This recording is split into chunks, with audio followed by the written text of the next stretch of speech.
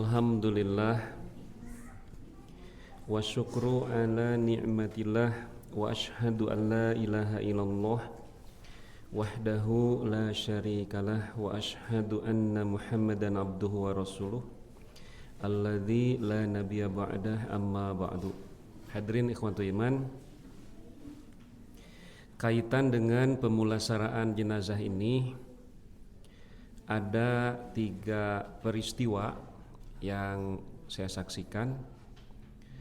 Pertama, di Bandung, di daerah Kebon Kawung, itu ada orang meninggal dunia jam 12 malam dan baru diurus pada duhur, karena di antara anak-anaknya tidak ada yang bisa, sampai bajunya pun itu belum dibuka, sehingga untuk membukanya mesti digunting karena sudah kaku, tos jeg-jereg.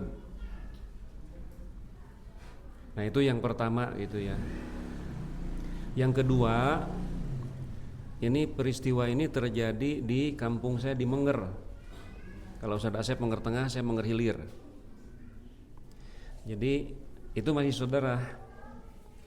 Ketika Pun Emang, berartinya Pun Emang meninggal dunia, beliau punya anak 12, tapi diantara 12 anak nu bisa nyolatan ngan 2an. Nah, peristiwa ketiga ini di daerah Lengkong Kecil. Kebetulan yang meninggal salah satu jamaah haji yang ikut di Istiqomah Bandung, ikut ke salah satu yayasan.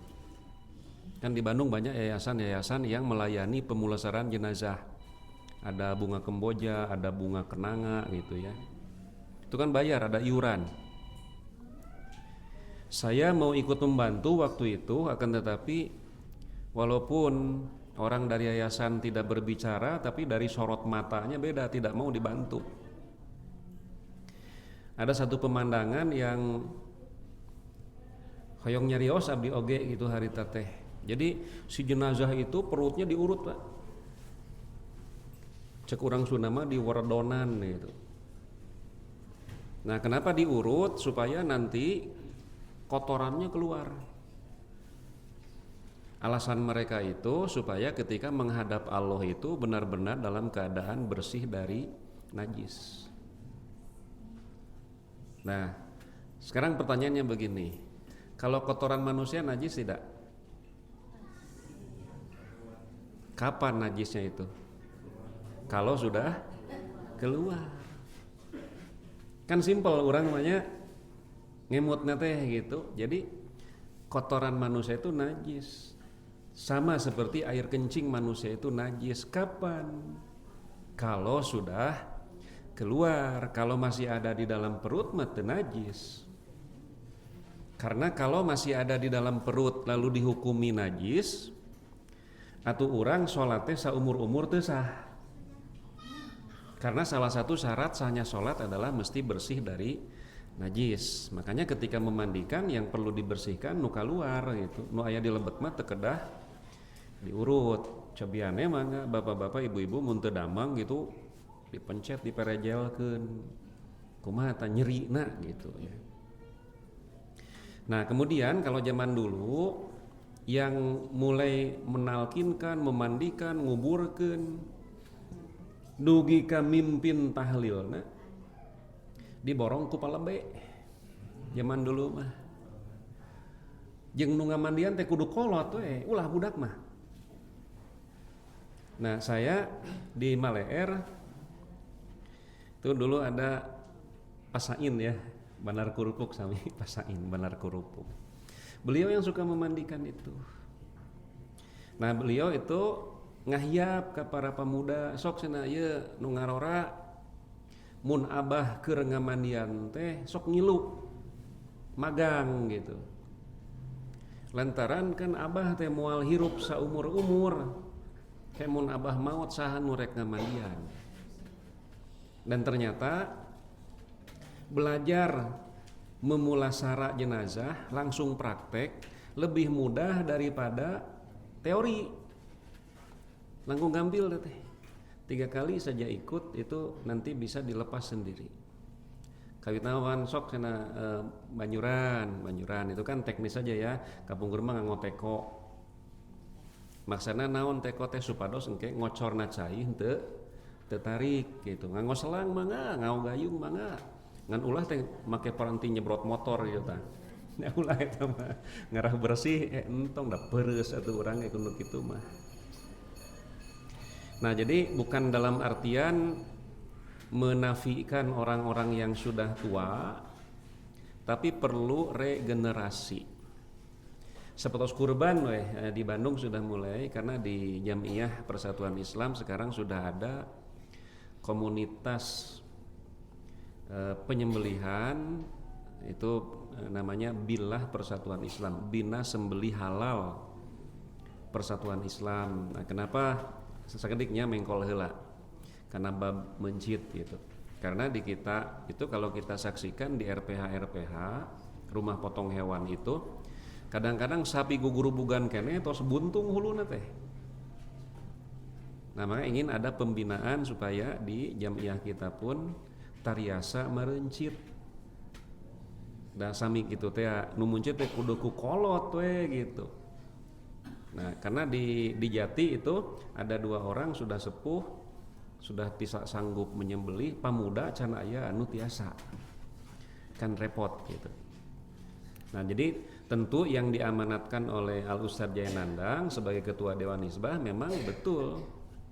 Hendaklah tiap orang tuh bisa sok sanaos engke ngibakan mah fardu kifayah gitu ya. Tapi semua orang wajib bisa memandikan jenazah, karena di dalam satu hadis disebutkan liyagtasil mautakum al-ma'munun, hendaklah yang memandikan jenazah kalian itu orang yang menjaga amanah. Amanah itu dua macam.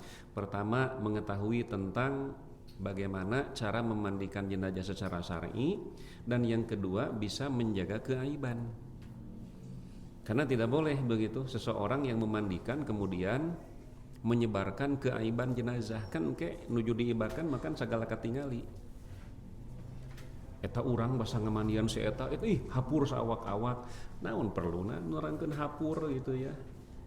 Nah, adapun keluarga nanti ada 2 manfaat. Pami diibakan ku putrana misalkan bagi jenazah jadi amalan jariatan gitu. Nah, kemudian anak itu pasti lebih bisa menjaga rahasia keaiban. Nah, untuk pertemuan ini yang kita bahas sekitar permasalahan-permasalahan yang mukhtalaf atau istilahnya debatable. Nah, pertama mengenai talqin. Kenapa ini perlu kita bahas dan kita ketahui? Karena praktek di masyarakat itu talqin itu ada yang untuk yang sedang menghadapi sakaratul maut, tetapi ada juga yang talqin itu untuk yang sudah meninggal dunia. Da kapungkur pribados nuju SD mun aya nu maot teh atoh. Nah, lantaran dibagi sholawat. Teh 50 perak ya lumayan zaman tahun 80-an mah tuh. Atoh mun aya nu maot teh. Nah, yang saya sering perhatikan tuh palebe gitu ya. Sok ningali gitu. Eta teh nalika ngalebetkeun jenazah lajeng teh dibuka pan, talina teh dibuka.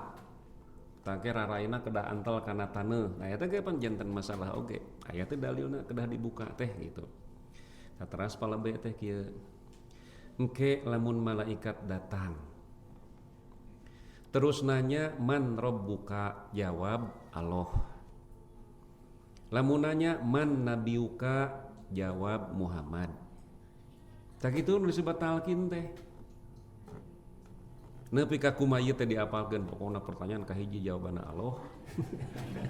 Pertanyaan kedua jawabna Muhammad. Aya efek teh pertanyaanna ku malaikat dibalikeun, atuh salah kabeh. Disangkana ujian gitu ya. Bahkan imah dongeng gitu, jadi lebih senior sudah meninggal dunia, ilmunya atau tugasnya diturunkan kepada lebih junior anakna. Dai lebih junior macan apal atau inal kinan teh kumaha tungtungna ditulis dina kertas. pas ngurebkeun teh dibaca pan. Namun malaikat nanya man rabbuka jawab Allah. Keur kitu bertek teh hujan badag. Lelepkeun we eta mah baca sia ku sorangan hujan gede cenah. Nah gitu ya. Nah hadirin waktu iman, sebenarnya yang mengamalkan talqin untuk orang yang sedang menghadapi sakaratul maut atau untuk orang yang sudah meninggal dunia, sami dalilna manu kahiji ieu. An Abi Sa'id al-Khudri radhiyallahu anhu yaqulu, dari Abu Sa'id al-Khudri ia berkata, qala Rasulullah sallallahu alaihi wasallam, Rasulullah sallallahu alaihi wasallam bersabda, lakinu mautakum la ilaha illallah. Talkinkanlah orang yang akan mati. Nah, kenapa diterjemahkan yang akan mati? Nah, nanti landasan hukumnya ya, dan sareng urang mapan dina ngamalkeun teh bahwa talkin untuk orang yang akan mati. Tapi tentu kita pun mesti mempelajari nah hari batur mah untuk orang yang sudah meninggal dunia. Talkinkanlah orang yang akan mati di antara kalian la ilaha illallah dengan kalimat la ilaha illallah. Perkataan mauta ini bentuk plural atau bentuk jamak.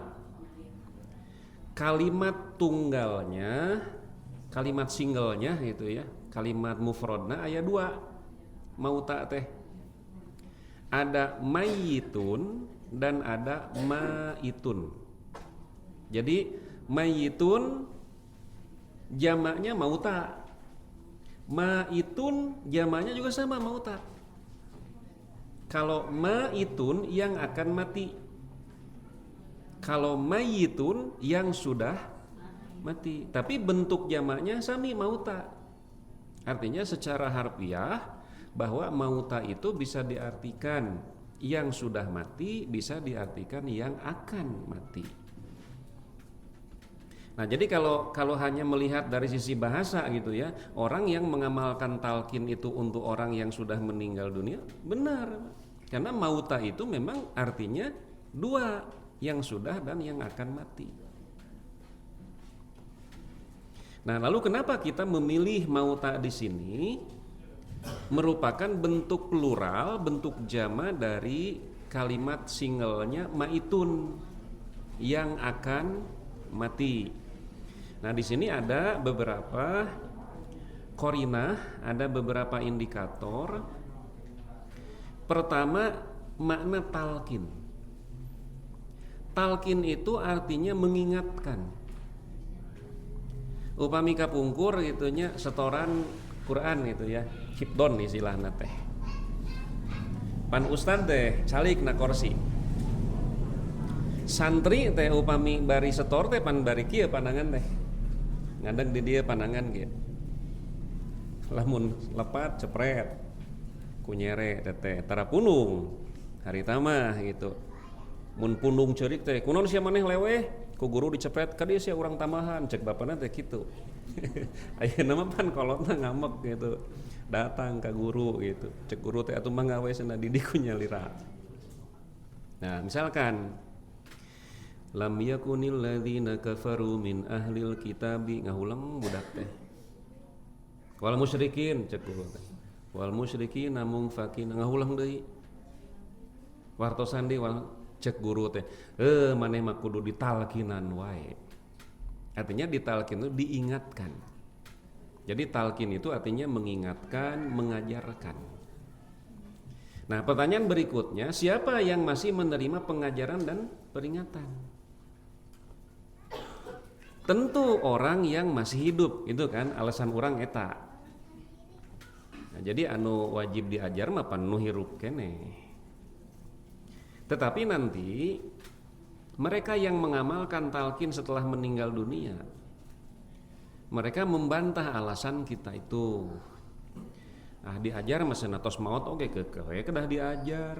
Tos maot oge kapan aya hadisna tolabul ilmi minal mahdi ilal lahdi.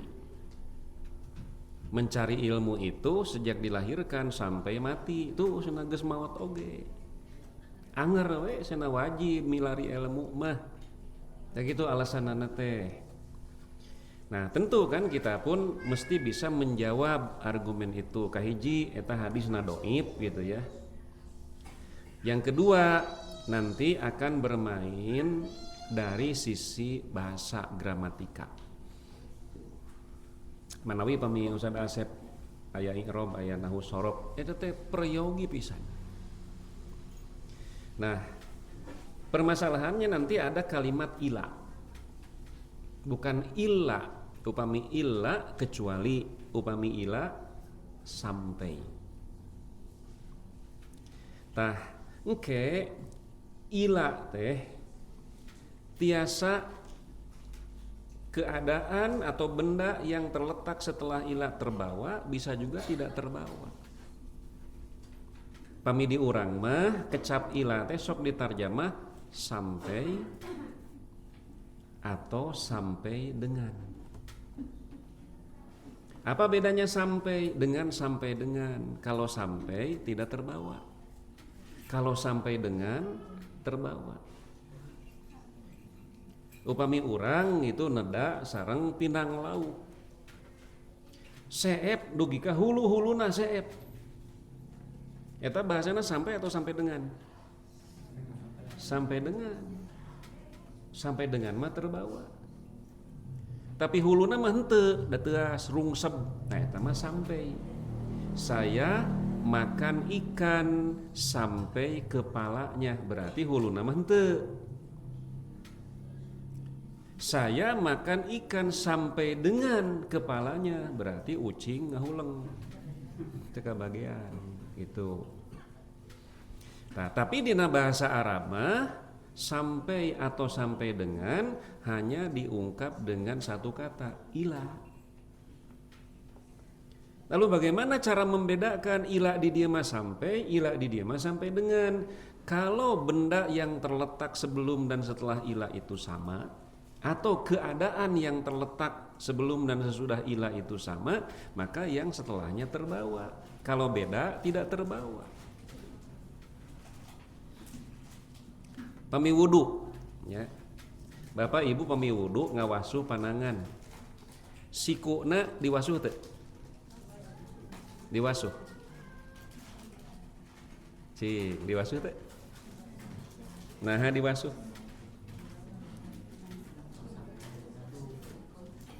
Nah, dina Al-Maidah ayat genep wa aidiyakum ilal marofik, dan basuhlah tangan-tangan kalian ilal marofik, sampai sikut atau sampai dengan siku? Sampai dengan. Nah, sampai dengan narjamahna. Ari siku panangan sanes. Dah gitu. Basuhlah tangan-tangan kalian sampai dengan siku. Ari bahasa Indonesia sikut atau siku? Cing, sok tinggal dina kamus besar bahasa Indonesia. Siku atau sikut? Siku?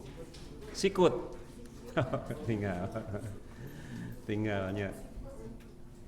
Coba tinggal deh kayak dina. Pada dina Google mangga, pada dina kamus besar bahasa Indonesia mangga gitu ya. Nah, jadi kenapa diartikan basuhlah tangan-tangan kalian sampai dengan? Kalau sampai dengan berarti konsekuensinya sikutnya ikut terbawa. Nah, sampai dengan karena siku itu merupakan bagian dari tangan. Ai siku panangan sanes. Panangan. Mata lamun baheula nuju main bal gitu, balna kena siku, cek wasit teh hand. Henteu Pak, karena siku siku teh kokod teh. Itu Pak. Makanya sampai dengan. Wa arjulakum ilal ka'bain, dan basuhlah kaki-kaki kalian sampai dengan mata kaki atau sampai mata kaki? Sampai dengan. Kenapa sampai dengan? Karena kaki dan mata kaki masa jenis gitu. Nah gitu ya. Jadi kalau keadaan atau benda yang terletak sebelum dan sesudah ila itu sama, maka berarti benda atau keadaan yang terletak setelah ilah terbawa kepada hukum yang sebelumnya. Mandak terjemahna sampai dengan. Nah, contoh tidak terbawa bab saumnya. Nah, 24 jam itu sehari semalam kan? Itu kan dibagi dua, 24 jam teh, ada siang, ada malam. Kalau malam itu diawali dengan terbenam matahari. Sampai kapan? Sampai terbit fajar. Itu yang namanya al-lail, malam. Sisanya itu namanya an-nahar atau al-yaum, siang. Yang disebut siang itu sejak kapan sampai kapan? Ya saya sanawe etama sejak terbit fajar sampai terbenam matahari. Nah, sekarang pertanyaan sederhana, kalau saum itu siang atau malam? Siang, ya, saum itu siang. Di Al-Baqarah 187 atau 6 kayak tinggal deh. Uhilla lakum lailatas siyami arrafatu ila nisaikum. Dihalalkan bagi kalian pada malam bulan saum, bulan Ramadan, campur suami istri, hunna libasul lakum dan seterusnya. Kemudian wakulu, dan silahkan kalian makan, washrobu, silahkan kalian minum. Jadi di malam bulan Ramadan dibolehkan campur suami istri, silahkan makan, silahkan minum. Sampai kapan? Hatta yatabayyana lakumul khaitul abyadu minal khaitil aswadi minal fajri, sampai jelas perbedaan benang putih dari benang hitam, yaitu sampai terbit fajar. Jadi silakan makan, silakan minum sampai kapan? Sampai terbit fajar. Kalau fajar sudah terbit berarti itu siang, itu kan? Nah, kalau fajar sudah terbit berarti makan, minum tidak boleh. Itulah yang disebut dengan saum. Makanya saum itu definisinya meninggalkan makan, minum dan campur suami istri sejak terbit fajar. Nah, kemudian summa atimmus siyama, lalu sempurnakanlah saum itu ilal laili. Ada ila, lail, sampai malam atau sampai dengan malam? Oh, sampai malam, sampai dengan malam? Sampai malam. Nah, hante sampai dengan? Karena siang dan malam dua keadaan yang berbeda. Margi engke aya anu buka saum nate bada isya. Da sampai dengan malam, nah gitu teh mahamkeunna teh. Jadi bahasa Arab lebih simpel, ngan kedah hafal we urang teh keadaan atau benda yang terletak sebelum dan setelah itu sama atau beda. Kalau sama sampai dengan, kalau beda berarti sampai. Nah, jadi kenapa sempurnakan saum sampai malam? Kenapa kita tidak menerjemah sampai dengan malam? Karena saum itu siang hari. Siang dan malam dua keadaan yang berbeda. Nah, kembali ke hadis tadi, tolabul ilmi minal mahdi ilal lahdi. Menuntut ilmu itu hukumnya wajib sejak dilahirkan. Dilahirkan hirup tuh, hirup ilal lahdi sampai mati. Hidup dan mati dua keadaan yang berbeda. Makanya bukan sampai dengan mati. Teka bawa maut nama, dah beda keadaan itu. Ternyata diantawis gitu ya.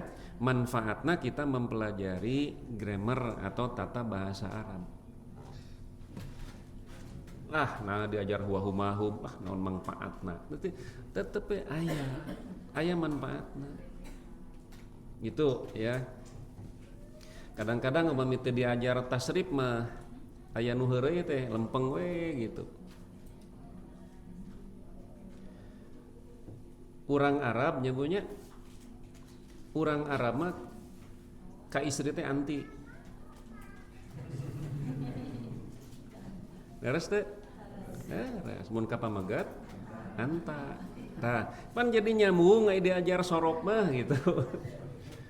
Lain orang Arab mah beki gitu. Nah, banyak antinya pan. Anti anta antuma gitu ya. Yang itu kalebet sok aya patarosan upami surat Al-Fatihah seberapa huruf Bu? 7 ayat ya pokok namanya seberapa huruf surat Al-Fatihah? Seberapa huruf Al-Fatihah kantos ngetang? Sok aya nu kantos ngetang? Surat Al-Fatihah tingawitan bismillahirrahmanirrahim dikawalad dolin seberapa huruf eta? Dacan ngetangnya. Ayeuna mah ayat kahiji we. Bismillahirrahmanirrahim seberapa huruf? Seberapa? Seberapa Bu? 17, 18? Hiji itu. Nya, hiji huruf nama. Nu mana bi da kecap Allah isim, Ar-Rahman isim, Ar-Rahim oge isim. Jadi bismillahirrahmanirrahim seberapa hurufna? Hiji. Dan sajen mah isim gitu kan. Tak gitu eta teh manfaat diajar ilmu nahwu sorof teh kitu teh. Nah, kemudian indikator kedua ya korinah kedua. Nabi bersabda man kana akhiru kalamihi la ilaha illallah dakhalal jannah. Siapa yang akhir ucapannya sebelum dia meninggal dunia la ilaha illallah dijamin masuk surga. Yang ketiga, Nabi ketika menjenguk pamannya Abu Thalib. Abu Thalib kan meninggal dalam kekafiran. Nabi teh pan mengucapkan ya ammi menuju sakarat Abu Thalib teh ya ammi qul la ilaha illallah, wahai pamanku ucapkan la ilaha illallah, kalimatan asyhadu laka biha indallah. Kalau engkau mengucapkannya aku berani menjadi saksi di hadapan Allah bahwa engkau seorang muslim. Nah, jadi yang pertama berdasarkan karinah-karinah tadi bahwa talqin itu bukan untuk orang yang sudah meninggal tetapi untuk orang yang akan meninggal dunia. Nah, oleh karenanya nanti kaitan dengan cara pemulasaraan jenazah diawali kalau orang sakit keras kritis tos katinggal nama asa piponokeun umur gitu ya. Nah, silakan bimbing dia untuk mengucapkan la ilaha illallah. Dan jadikan itu kalimat terakhir. Pamitos sok turutan la ilaha illallah. Tong nurutan la ilaha illallah. Tos we. Tong diulang-ulang. Tapi upami nyarios deui kamana si bungsu misalkan gitu. Tah eta mah gitu ya. Nah, nanti bimbing lagi supaya itu merupakan kata-kata terakhir. Nah, tapi kekiranya kapungkur pribados samilah di lembur mah gitu. Upami aya pelek sepeda nutus teu kaanggo lah tos karahaan. Kadang-kadang sok nganggo awi teh Pak, didorong gitu mapai galeng teh. Bala pokona mah teu meunang lesot teh. Mapai galeng. Bukan lah namina permainan sepotos gitu teh. Ketika kita keseimbangan tidak ada dan mau jatuh, apa yang terucap? Tergantung kepada kebiasaan ucapan kita. Puntennya tong diturutan dia mah da ngadongeng zaman baheula gitu. Ketika keseimbangan tidak ada anjing. Nah, gebraga balong gitu teh. Kenapa kata itu yang muncul? Nah, kan kebiasaan. Nah gitu, sanes nurutan goblok kan geus kada ieu mah ye. Nyontokeun zaman baheula kitu. Artinya bahwa apa yang biasa kita ucapkan itulah yang akan keluar ketika kita dalam keadaan kaget. Nah, kemudian ari urang ngucapkeun la ilaha illallah sadinten sabaraha kali? Cik. Seberapa kali ngucapkeun la ilaha illallah? sadinten. Urang etangnya ngawaler adan. Pan aya kecapnya la ilaha illallah di pamungkas. Berarti upami urang ngawaler adan 5 kali tah. Urang ngucapkeun la ilaha illallah. Salat anu 5 waktu seberapa kali tahiyatna?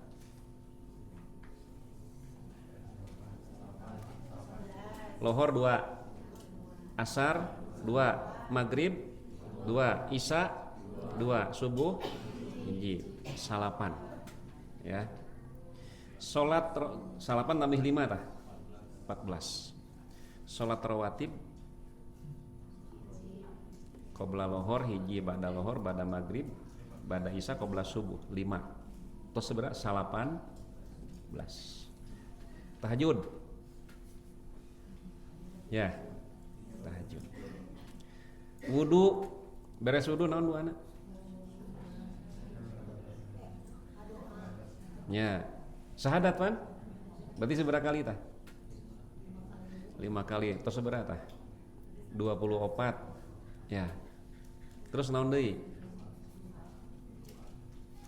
Salat duha, ya. Tahiyatul masjid, syukrul wudu. Wiridan. Nah, wiridan. Meureun 30 kalimanya sadinten urang ngucapkeun la ilaha illallah. Pertanyaannya kenapa? Itu agar nanti la ilaha illallah tertanam di alam bawah sadar kita. Contoh marketingnya, duka ayeuna mah aya keneh duka henteu. Tingawitan usum SMS nepi ka WA. Ayeuna mah asal jarang lah. Saya dulu kalau ngajar naik sepeda, hadiah ti Ustad Uus tidak huan. Ayeuna mah kena motor ada gaya setik. Tujuh naik sepeda atau naik motor ini. Ada suara SMS masuk. Kasih sih heula gitu nya, pilih gitu SMS ini dari orang yang akan saya ajar itu, pilih gitunya. Libur ayeuna Pak Ustad, hanas ka ditu urang teh. Kasih sih dibuka teh. Dunkin Donat beli 5 dapat 5. Sugan teh penting. Kantos sering kan? Setiap hari eta. Dunkin Donat, mun teu Dunkin Donat, Traveloka. Traveloka Anda kesulitan booking hotel, cara mudah Traveloka. Upami urang itu wengi-wengi begadang. Jam 11 saya rada lapar, ai sangu abot teuing gitu kan. Apa yang terpikir? Dunkin Donat, Pak. Setiap hari orang dicekok gitu dengan Dunkin Donat. Nepi ka napal di Dunkin Donat. Tahun baru ka Pangandaran, wah atuh euy moal ka bagian hotel ai kieu carana mah. Nya Traveloka di dia. Nah, kenapa Islam mensyariatkan gitu ya? Jawab adan, ba'da wudu aya la ilaha illallah, dina tahiyat aya la ilaha illallah.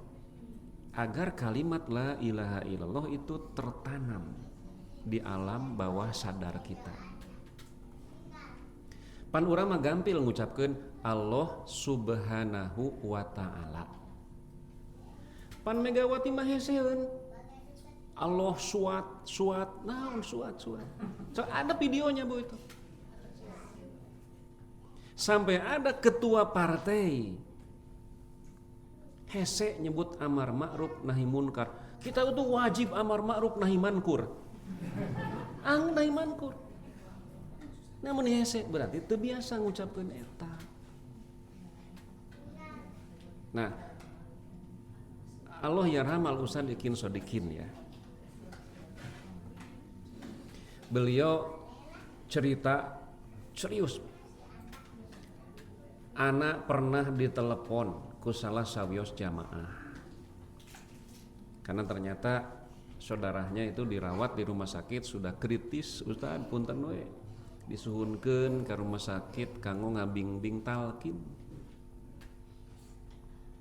Saudara-saudara ana mah kakara nalkinan jelema nu bade maot nepi ka muring ka 10 punuk. Bukan mistik.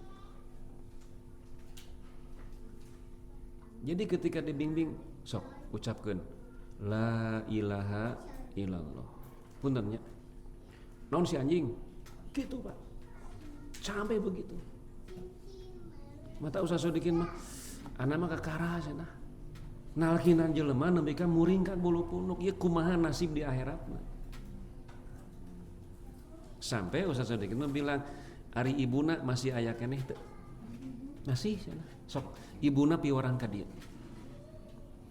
Seperti yang terjadi di zaman Nabi, Ustaz Sodikin meminta ibu abdi moal naroskeun ieu putra kantos midamel kalepatan nganyerikeun hate ibu pokona hampura ieu putra ibu.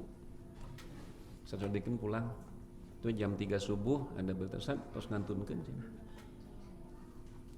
Tah kitu ngajawabna teh lain la ilaha illallah, justru mengucapkan kalimat itu. Artinya tidak terbiasa. Dan kalimat itu yang sering kali muncul. Mata kabayang mun ada lonok maut gitu. Nu iklankeun ada ding mang oleh. Meureun kitu bahasana teh. Gitu ya. Maka hati-hati ketika kita menggunakan bahasa. Nah, kemudian itu yang pertama ya, bab talqin. Yang kedua, kita belok lagi ya. Abdi masantren 7 tahun. Terus di Ustaz Usman sarangnya. Anger baheula mah ngaliwat ka kuburan mah gegemegan sieun. Kenapa? Karena ternyata itu kekeliruan di dalam pola didik. Da baheula mah di lembur masih kene umum, lamun jam 8 budak can sare, bapana teh kaluar imah ngorowotan bilik. Cek indungna sare-sare sia tah aya jurig cenah kan kitu baheula. Nepi ka budak teh sare bari gegebegan dengan membawa pemikiran di alam bawah sadar sorak itu teh jurig. Kan gitu. Kadieuna kan urang teh sayang serinya eta pokona pemajikan telenges teh. Kasalaki nyebut jurig. Berarti eta teh pan anakna teh anak juring. Pamajikan anak jadi keluarga juring tah. Kedua ya, saya menghantarkan jenazah Haji Abdullah namanya. Rumahnya di Lengkong Kecil.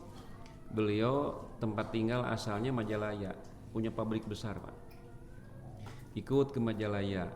Dan mitos nyolatkeun di Bandung, batur nyolatan saya duduk saja di luar masjid. Ada ibu-ibu anaknya mungkin kelas 1 SD lah, nuturkeun.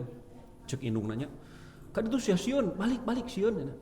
Saya teh ngahulang gitu. Nah, dididik supaya budak teh sieunan. Nah, oleh karenanya di urang mah gitu, mun aya nu mau teh canak murang kali teh, Bu. Kalaupun mereka tidak ikut nyolatan, minimal ningali urang kumaha cara nyolatan. Tong dising-sieunna. Nah, malahan ke nasihatannya mun mamah maot ke ibakannya ku hidap gitu. Bawa gitu. Nah, perasaan takut itu betul-betul hilang setelah tadi saya ikut magang memandikan jenazah. Nah di Masjid Abdi di Husnul gitu kapungkur mah masjidnya sagengki lah.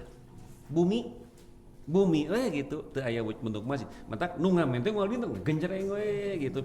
Pak masjid ieu mah leos gitu ya. Jadi ieu masjid bari madrasah rorom bumi pun bapak mertua paling ditu. Pami beres salat Isya teh jam 8 ngagebrai keneh lampu teh. Pun bapak mah. Yang cenah itu masjid pangmareumankeun lampu. Kebetulan siang harinya ada tetangga meninggal dunia. Kumargi bumi naheurin diibakanna di madrasah. Walaupun bukan anggota Persis tapi alhamdulillah percanten anaknya bilang, apa amanat hoyong diibakan ku urang Persis. Yang itu ya. Nah, dulu di Bandung ada Ustadz Solihin Ong namanya. Beliau orang Tionghoa, masuk Islam tahun 80.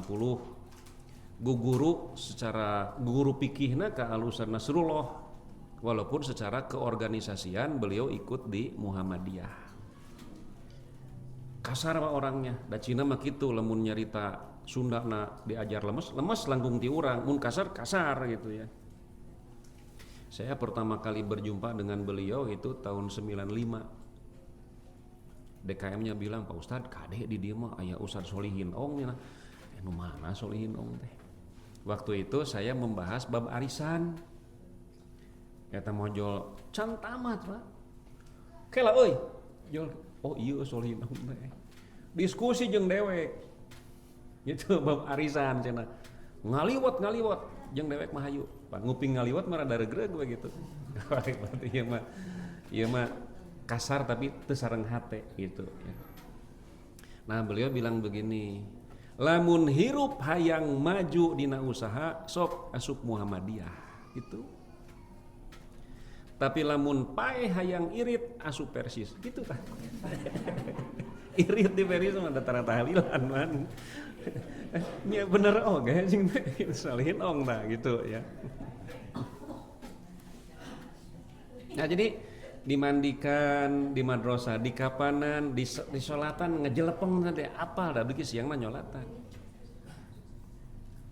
Madrasah tos poek, masjid caang keneh. Kan ti bumi pun Bapa mah bade ka masjid ka madrasah. Da kabayang atuh ngagolerna mayit eta harita. Tapi tidak ada perasaan takut sedikit pun. Nah, bet sieun ku mayit gitu ya. Setelah ikut magang memandikan.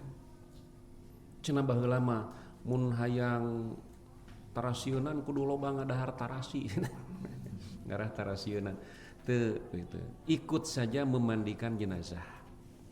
Cop-cobian. Dengan sendirinya perasaan takut didikan kolot zaman baheula teh teu aya, Pak. Lantaran kepikir, nah cing teh kudu sieun ku mayitnya. Pan mandi ge di mandian. Baju di bajuan, kakuburan dijajabkeun. Mat kudu sieun sagala. Tapi lamun aya mayit kieu, sawios abdi mah bade ibak nyalira, tah kudu sieun ku mayit kitu mah. Sawios abdi mah kana grebe cenah teh kedah dijajab cenah. Kudu sieun ku mayit nu kitu mah. Ieu mah mani di mandian. Kecolok panon da sugan protes da tarapan. Da gitu, nah bet kudu sieun sagala. Nah gitu, karena kita dibeli perangkat akal ku Allah teh cing atuh pake mikir akal teh gitu ya. Yang kedua, memandikan dengan lembut. Dari Aisyah Rasul bersabda, kasru admil mayiti kakasrihi hayyan, mematahkan tulang mayit sama dosanya seperti mematahkan tulang yang masih hidup. Margi Bapak Ibu, mayit teh penglihatannya masih berfungsi. Pendengarannya masih berfungsi, perasaannya masih berfungsi, cuma satu, tidak bisa bicara. Dalam mun ditakdirkeun bisa nyarita, lumpat urang ge. Pas di mandian teh, hoyong kucihaneut, masih gitu. Sok cobian. Nah, apa dalilnya bahwa penglihatan mayit masih berfungsi? Ya nya. Nu disebat maut naon? Definisi mati. Dalam dunia kedokteran, definisi mati itu terus berubah-ubah. Tapi dina Islam dari zaman Nabi sampai sekarang definisi mati tidak pernah berubah. Jadi dalam dunia medis yang disebut mati itu dulu ya, ketika sudah detak jantung sudah berhenti. Jadi ketika sudah berhenti detak jantung tuh mati, Pak.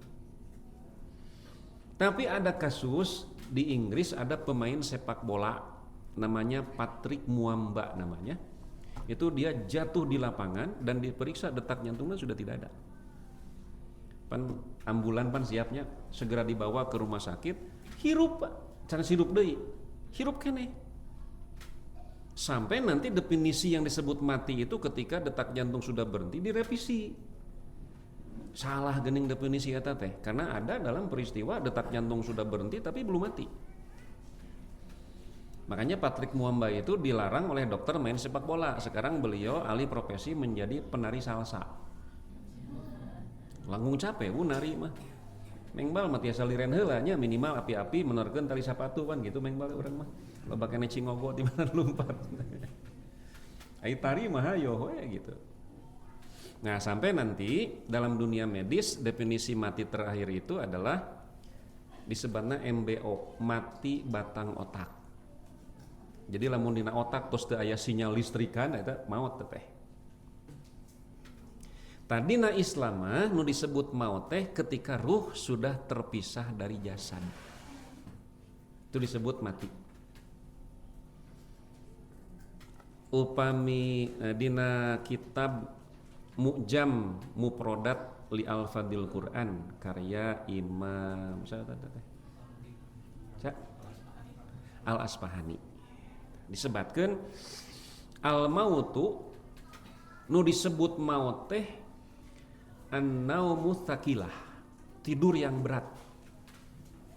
Sementara nu disebut an-naumu disebut tidur teh al-mautul khafifah, maut enteng nah gitu. Lain setengah pae. Maut enteng. Nah, adan ditunda saja dulu ya. Kan we mengpeung ka dieu keur manembean. Ari kulem teh maot wae teh. Apa dalilnya bahwa tidur itu mati? Ketika Nabi pulang dari perang Khaybar membawa 700 pasukan dan Nabi mendapatkan kemenangan. Khaybar itu jaraknya 156 km dari Madinah. Menjelang akhir malam ada sahabat yang bilang, "Ya Rasulullah, sebaiknya engkau tidur." Kata Nabi, jangan tidur. Karena subuh segera masuk, kalau kita tidur sekarang khawatir kita kesiangan. Nah, tapi Bilal ngajamin, "Ya Rasulullah, silakan tidur. Saya yang akan jaga." Daimit Bilal mapan muadin piraku telat gitu ya. Nah, maka semua pasukan tidur, Nabi termasuk. Bilal tuh berdiri bisi tunuh gitu. Da cangkeul lami kalamian mah da ningali nu kerek maka bita dan menular itu. Batur kerek urang nangtung. Akhirnya Bilal duduk. Ontana depa disapengkereun Bilal. Bilal nyirane karena beuteung onta. Kan onta kan ngarenghap atuh. Mani asa dina kursi malas. Tibra Bilal oge. Kata Bilal, tidak ada yang membangunkan kami kecuali panasnya cahaya matahari. Qadarullah 700 jalmi berjamaah kasiangan. Nabi bertanya, "Aina ma qulta ya Bilal?" Mana janji teh? Itu ya. Kata Bilal, "Golabatni ainaya ya Rasulullah, kedua mataku mengalahkanku." Tapi Nabi nangtung angkat suku sebelah. Cantik itu Nabi tanya. Nah itu ya push up ente gitu. Kenapa? Nabi ge terangeun da Bilal teh sanes robot atuh. Sami tuluh. Tetepe Nabi mah masihan ilmu. Bilal, ketika seseorang tidur, ruhnya diambil oleh Allah. Kalau Allah mengembalikannya dia bangun. Nah, sesuai dengan definisi yang diberikan oleh Al-Asfahani bahwa tidur itu mati. Dalil nu enteng we, upami urang gugah kulem naon baca doana. Nah, gitu pan. Alhamdulillahilladzi ahyana ba'dama amatana. Segala puji bagi Allah yang telah menghidupkan kami setelah Ia mematikan kami. Nah, gitu ya. Nabi menjenguk Utsman bin Mad'un, sanes menjenguk atuh, melayat.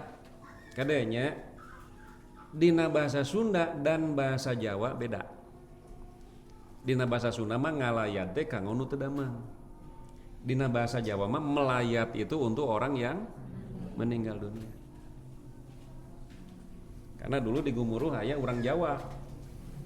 Saya lupa lagi namanya santri teh. Pak Haji Sulkani teu damang di Muhammadiyah. Di mana Pak Ustad? Bisa teh bahasa Sunda tah. Santri Jawa teh.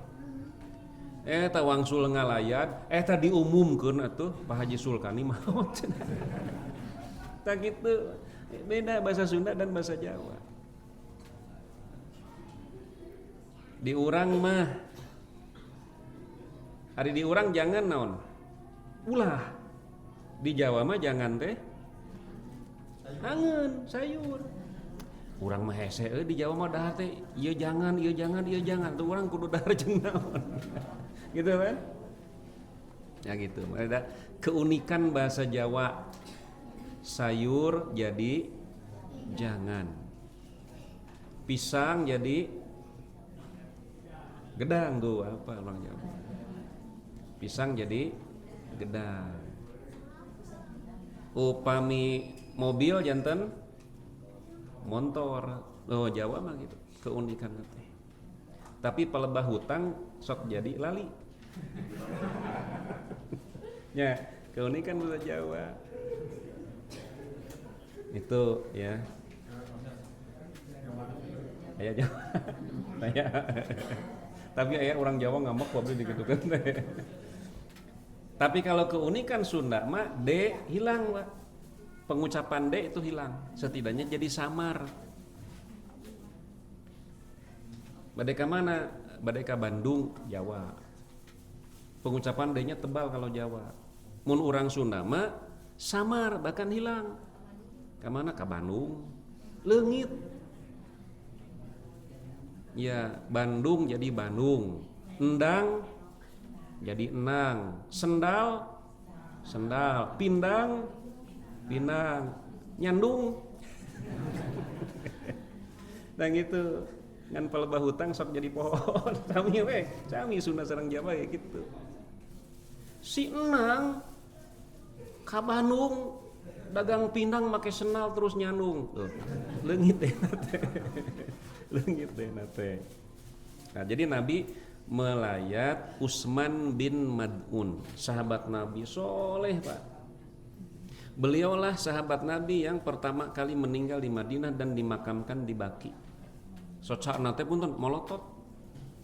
Ku Nabi teh ditutupkeun gitu ya. Nah, kalau lama teu kitu sok sesah teh, Pak. Molotot we di urang sok aya paeh molotot. Lai paeh mah molotot di mana-mana ge. Nah, kemudian Nabi bersabda begini. Inna ruh, sesungguhnya ruh orang idza kubido, apabila diambil maka pandangan mata akan mengikutinya. Apabila ruh diambil, hirup maut pantos dicambil, pandangan matanya mengikuti, berarti masih berfungsi. Ternyata dalilnya teh. Jadi orang yang meninggal dunia pandangan matanya masih berfungsi. Tangke salah sawios teknisna enggal diusap supados nutup. Upami lami wae tiasa ngagunakeun ke nganggo solasi we, Pak. Itu supaya nutup. Untuk nganggo super glue kade. Komo lem Korea mah ulah pisan. Tong gitu ya. Itu mah teknis saja sebenarnya. Sok sanajan ke mun lami mah sok sesah teh. Nah, itu dalilnya ya bahwa penglihatan orang yang sudah meninggal itu masih berfungsi. Kalebet engke upami aya jalmi donor mata, Pak. Sebab kapungkur aya satpam, pokoknya mun saya maot cenanya saya mah ieu mata rek didonorkeun ka Novel Baswedan. Yang disiram pakai air raksa itu kan. Nah, itu dalam prakteknya ketika orang donor mata, kapan matanya diambil? Setelah meninggal, Pak.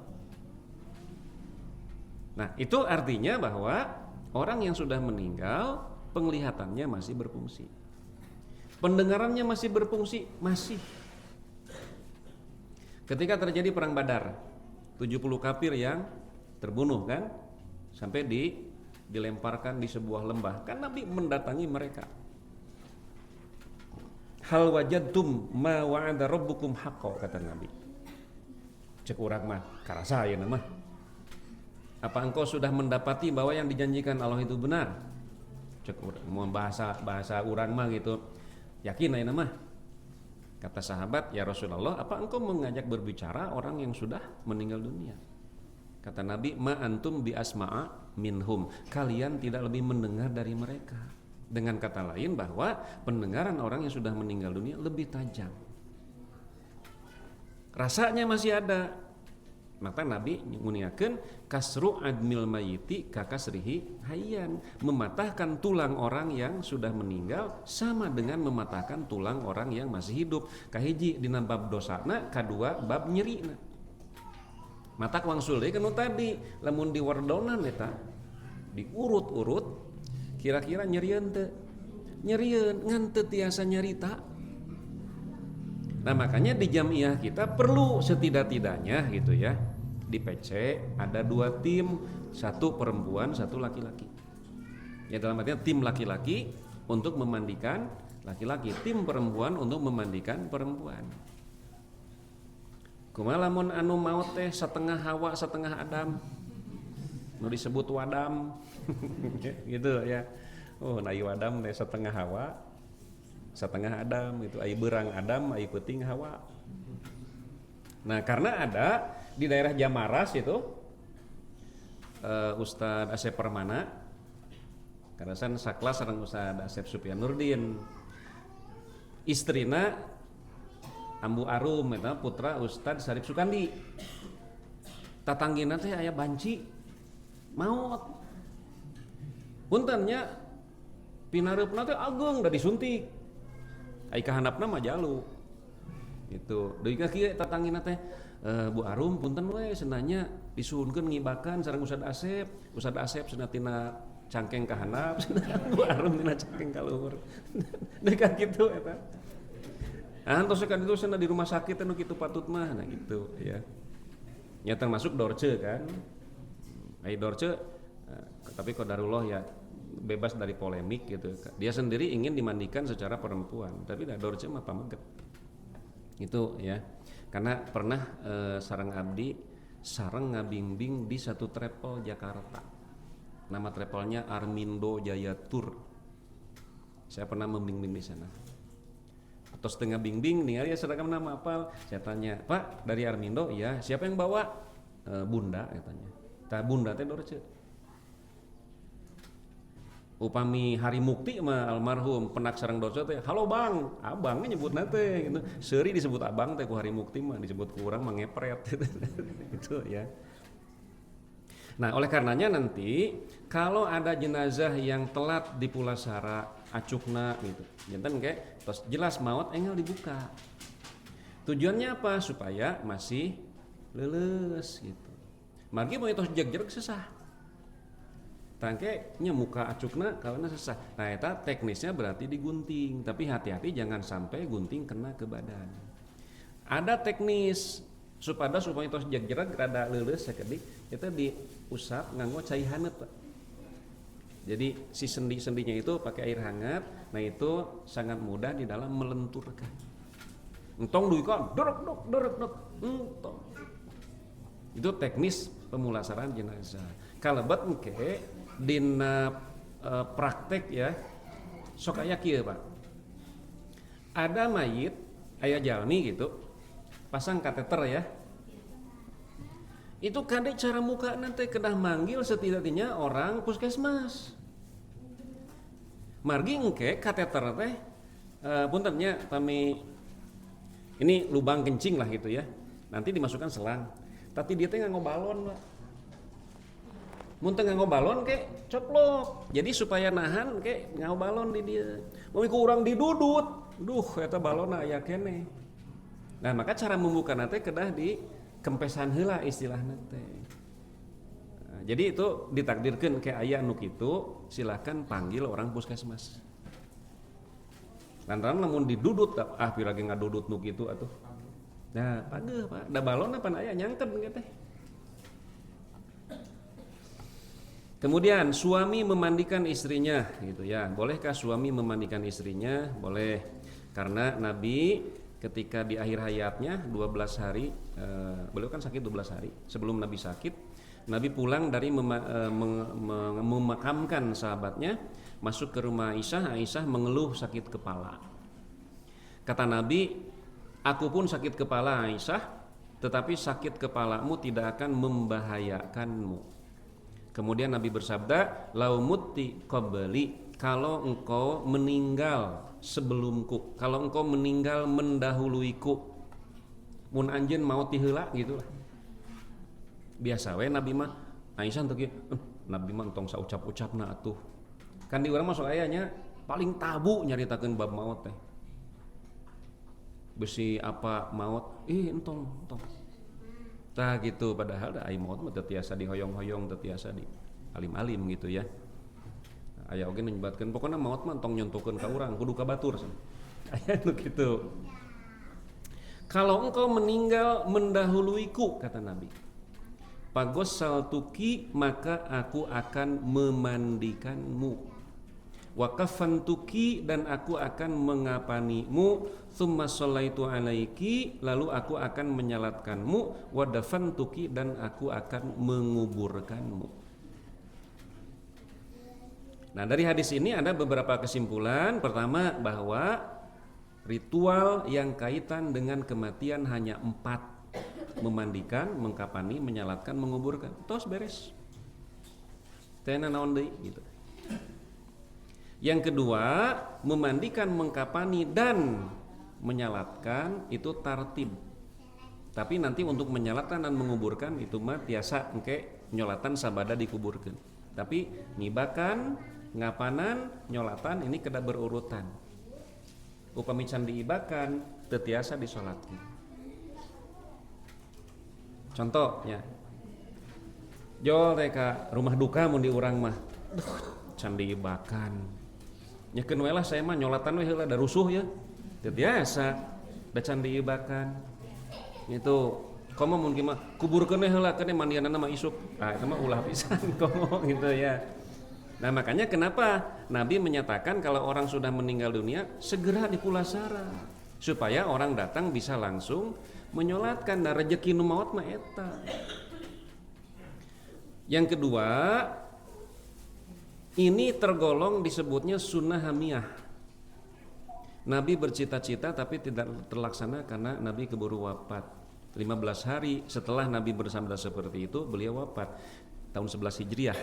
Siti Aisyah itu wafat tahun 58 Hijriah pada usia 68 tahun Siti Aisyah mah. Tapi walaupun tidak terlaksana, tetap ia kalebet karena sunnah. Jadi nanti suami boleh memandikan jenazah istrinya, demikian pula sebaliknya, istri boleh memandikan jenazah suaminya. Tangke nalika Siti Fatimah putri Nabi yang meninggal 6 bulan setelah Nabi, yang memandikan adalah Ali, dibantu oleh Asma binti Umais. Nah, lakon sakidiknya, Asma binti Umais itu pada awalnya merupakan istri dari Ja'far, kakaknya Ali, berarti ipar kan. Nah, nanti Ja'far meninggal dunia pada perang Mu'tah, tangannya putus kedua-duanya. Nanti Asma ini ditikah oleh Abu Bakar. Tangke Abu Bakar meninggal dunia, Siti Asma ini, Asma binti Umais, ditikah oleh Ali. Disebutna naon di urang mah? Turun karanjang. Mun kan kawitna pan istri rakana, ayeuna jadi istri rayina itu Asma binti Umais itu. Kemudian teraskeun wae atos wae. Dasar kene itu ya. Nah, hiji deui nya, hiji deui. Menghadapkan jenazah ke arah kiblat. Ari urang mah tos biasa mayunkeun jenazah ke arah kiblat teh nyangirah ngaler. Nyangirah ngaler teh masaka aya di palih kaler gitu nya. Da kapungkur mah pribados sok diseuselan ku pun bapak.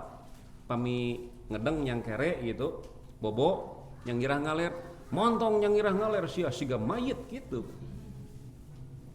Tapi di beberapa tempat saya pernah menyaksikan dan ada yang laporan nyangirah ngidul, Pak. Ada nu penting mah cenah mayun kiblat ya, bade nyangirah ngidul, bade nyangirah ngaler. Paminya mastaka ya, spontan. Ieu mastaka. Yang ngirah ngaler. Mayunkeun ka dieu. Mun yang ngirah ngidul, mayunkeun ka dieu da sami mayun kiblat atuh. Tah, ari urang naon dalilna gitu, mayun kiblat teh yang ngirah ngaler. Da tiasa wae yang ngirah ngidul oge payunkeun ka kiblat awakna gitu. Nah, perlu landasan hukum nah aya di urang mah gitu. Mayunkeun mayit ka kiblat teh kedah nyangirah ngaler, entong nyangirah ngidul. Hadisna jantan ieu mah sapertos naon pajel gitu disusun nanti sampailah pada kesimpulan. Dari Abu Qatadah, Al-Bara bin Ma'rur berwasiat agar kalau ia meninggal nanti dihadapkan ke arah kiblat. Rasulullah bersabda asobal fitrota, wasiat itu sesuai dengan sunnah. Nah itu berarti sunnah Nabi ketika meninggal dunia, ketika disolatkan, sama juga nanti ketika dikuburkan dihadapkan ke arah kiblat. Tapi aya di kuburan mah sami nyangirah ngaler sadayana oge. Ngan ieu mah nalika nyolatan sok aya teh anu nyangirah ngidul. Nah sabda Nabi yang dari Abu Qatadah ini ya, itu masih mengandung dua kemungkinan, tiasa nyangirah ngaler, tiasa nyangirah ngidul. An Aisyah radhiyallahu anha, dari Siti Aisyah ia berkata, anna Nabiy sallallahu alaihi wasallam kana yusolli minal laili. Rasulullah sallallahu alaihi wasallam salat di waktu malam tahajud. Wa ana mu'taridatun bainahu wa bainal kiblati, sementara aku berbaring di hadapan Nabi. Berbaring Aisyahnya itu ka'tiradil janazati, seperti berbaringnya jenazah. Nah gitu ya. Tetapi oke masih ada pertanyaan. Ari Aisyah harita yang ngirah ngidul, yang ngirah ngaler gitu Pak. Sok Aisyah eta yang nyarah ngidul, yang ngirah ngaler. Cing. Patarosan heula abdi ngaleutas kada.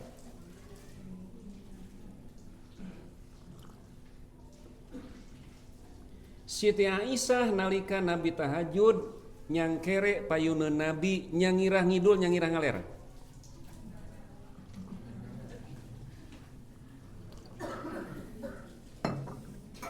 Nyang ngirah ngaler ngidul. Bapak-bapak, nyang ngirah ngaler nyang ngirah ngidul. Nyang ngirah ngulon. Nyang ngirah ngulon. Pan ai Madinah mah kalereun Mekah.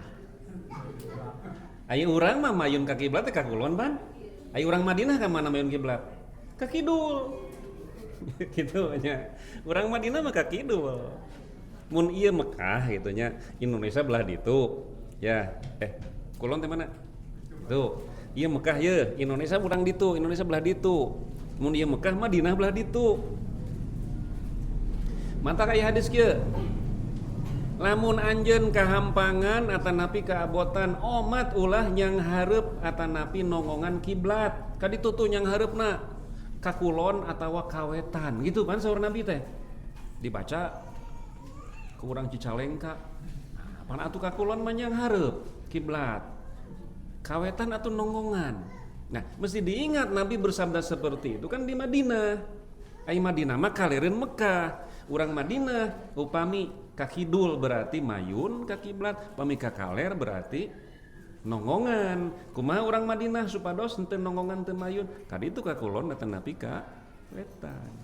Jadi urang Aisyah harita yang ngirah ngaler, yang ngirah kidul. Lepat patarosanana oge. Yang ngirah kulon gitu ya. Nah, tapi belum ada kejelasan itu ya. Aisyah yang ngirah ngaler, yang ngirah kulon kanggo ukuran Indonesia.